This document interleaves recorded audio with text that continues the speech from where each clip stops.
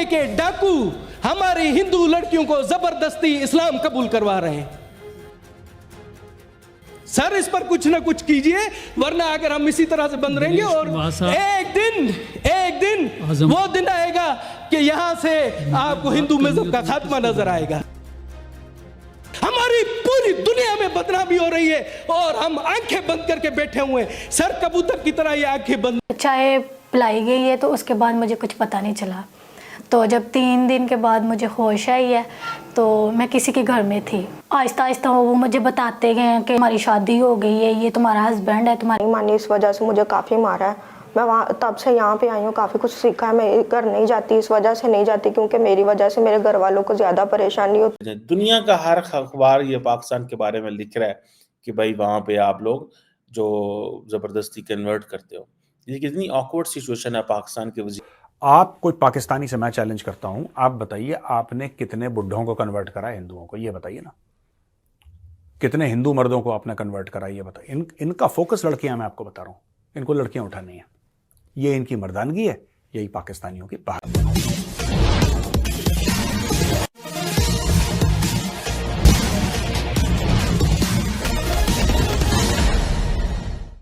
पाकिस्तान बिना किसी सर पैर के भारत पर आरोप लगाते रहा है कि भारत में मुसलमानों की स्थिति ठीक नहीं है, लेकिन उसे क्या पता था कि उसका यह झूठ एक दिन उसी के गले में पड़ जाएगा और पाकिस्तान के मुंह पर कालिक पोत देगा।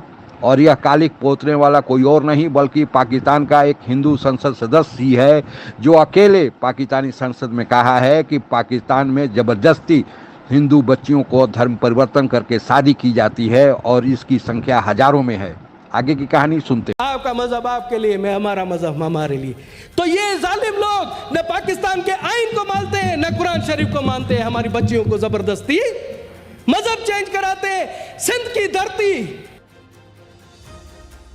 आज ये कौन से पक्के के डाकू वहां आ गए हैं जो हमारी मासूम लड़कियों को अगवा करके मजहब चेंज करवा रहे हैं। सर जुल्म तो देखें, संग्रार में प्रिया कुमारी मुहर्रम के महीने में वो आजादारिन को उनके वालिदैन पानी पिला रहे थे। छोटी 6 साल मासूम बच्ची है, उसको अगवा किया जाता है प्रिया कुमारी को। अभी 2 साल गुजर गए, उसका पता नहीं।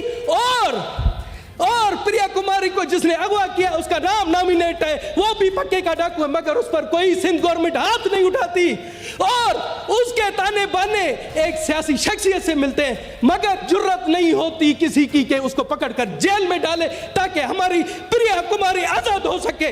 हमारी पूरी दुनिया में बदनामी हो रही है और हम आंखें बंद करके बैठे हुए हैं। सर कबूतर की तरह ये आंखें बंद नहीं की जाए और पूरे मुल्क को बदनाम हो रहा है।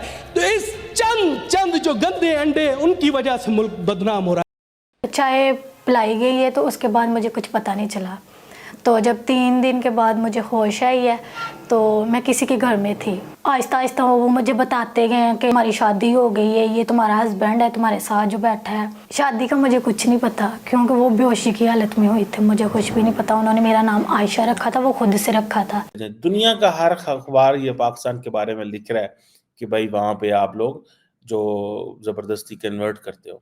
ये कितनी ऑकवर्ड सिचुएशन है पाकिस्तान के वज़ीर आज़म के लिए या मिनिस्टर्स के लिए।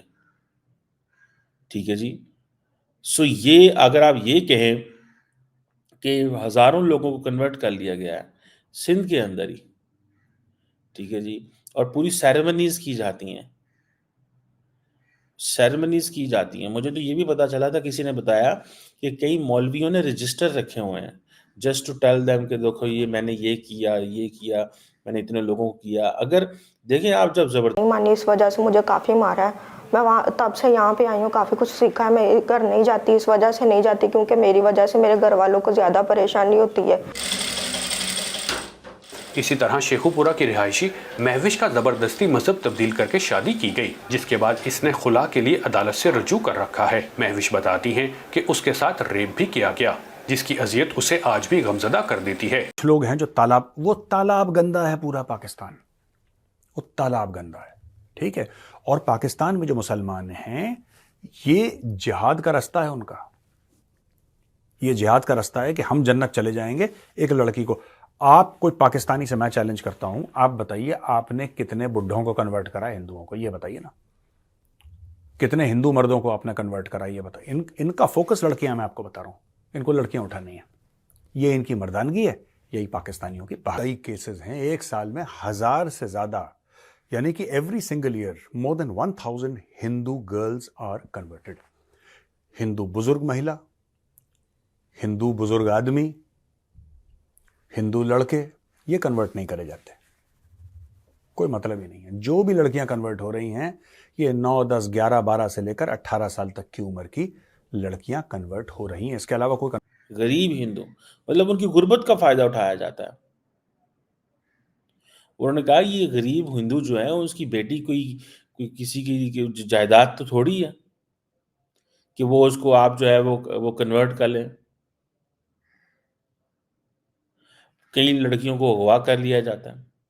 तो ये अब क्योंकि मेजॉरिटी मुसलमान लोगों की पाकिस्तान के अंदर, तो होता ये है कि अगर कोई ऐसे वाक़यात होते हैं तो पुलिस को ये कह के के दबा देते हैं कि मसले को छोड़ें, आप ध्यान ना दें, मौलवी आपके पीछे पड़ जाएंगे।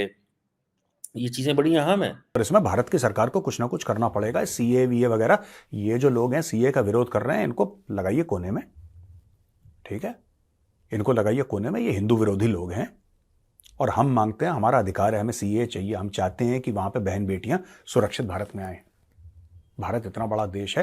मैं कुछ एक और बात कहना चाहता हूं यार आखिरी में, जो लोग देख रहे हैं ना, यहाँ पे इतनी बड़ी फौज है हमारी और न्यूक्लियर पावर है भारत और 5th लार्जेस्ट इकोनॉमी है, 3rd लार्जेस्ट बनने वाला है, 27-28 तक बन जाएगा 3rd largest economy in the world. और हमारी डिप्लोमेसी और G20 और ये वो इसरो, यार 13 साल की हिंदू लड़की को पकड़ के ले गए, उसके घर से उठा के ले गए। उसका बाप ने अपना सर मार मार के अपना सर फाड़ लिया जमीन पे कि मेरी बेटी को मत ले जाओ। सामने ले गए उसको, कलमा पढ़ा दिया, उसको मुसलमान बना दिया। 3rd largest economy, 5th largest economy. भाई ये जिम्मेदारी है। भारत में जो CAA सिटीजनशिप अमेंडमेंट एक्ट का विरोध करते हैं, उनके मुंह पर एक करारा तमाचा है और यह तमाचा भारत से नहीं बल्कि पाकिस्तान से आया है। पाकिस्तान के संसद में खड़े होकर एकमात्र हिंदू संसद सदस्य ने पाकिस्तान के मुंह पर तो कालिख पोता ही है, बल्कि CAA का विरोध करने वाले कुछ तथाकथित छूट भैये जो पाकिस्तान में नहीं बल्कि भारत में बैठे हुए हैं और भारत के ही धरती पर खड़े होकर इसका विरोध करते हैं, उसको बता दिया है कि किस प्रकार हिंदुओं की हालत पाकिस्तान में है। पाकिस्तान में केवल हिंदू नहीं, सिख ईसाई भी सुरक्षित नहीं है। विडंबना देखिए, जिनकी संख्या जो अल्पसंख्यक है पाकिस्तान में, जिसमें सिख, हिंदू और ईसाई हैं, इनकी संख्या 1% अब रह गई है। उसके लिए पाकिस्तान में कानून है कि वे सर्वोच्च पद पर नहीं बैठ सकते, यानी वहाँ प्रेसिडेंट, राष्ट्रपति और चीफ जस्टिस नहीं हो सकते। क्या पाकिस्तान को 1% से भी डर लग रहा है कि एक दिन ये अपनी योग्यता के बल पर ऊंचे पोस्ट पर आ सकते हैं या चुनाव जीत सकते हैं? इसलिए पाकिस्तान के संविधान में ही व्यवस्था है कि मुसलमान छोड़कर कोई अन्य लोग प्रधानमंत्री, राष्ट्रपति, सेना प्रमुख या चीफ जस्टिस नहीं बन सकता।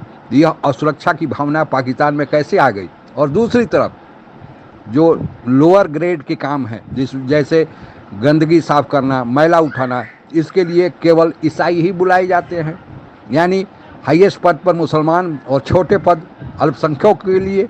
और फिर पाकिस्तान भारत पर आक्षेप करता है कि भारत में मुसलमानों की हालत ठीक नहीं है, यहाँ माइनॉरिटी को ठीक से नहीं देखा जाता है, जबकि हमारे यहाँ मुसलमान किसी भी पद पर जा सकते हैं। अब की बार जो UPSC का रिजल्ट निकला है, उसमें 1 से लेकर 10 के बीच में, 1 to 10 में ही मुस्लिम महिला की एक लड़की आई हुई है।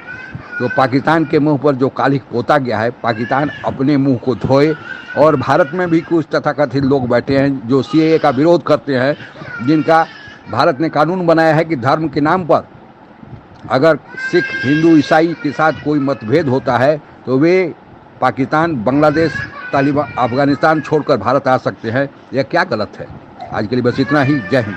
आप अगर हमसे जुड़ा रहना चाहते हैं तो कृपया मेरे चैनल को सब्सक्राइब करें तथा बेल आइकन भी दबा दें ताकि नई वीडियो की जानकारी तुरंत आप तक पहुंच जाए। धन्यवाद। जय हिंद।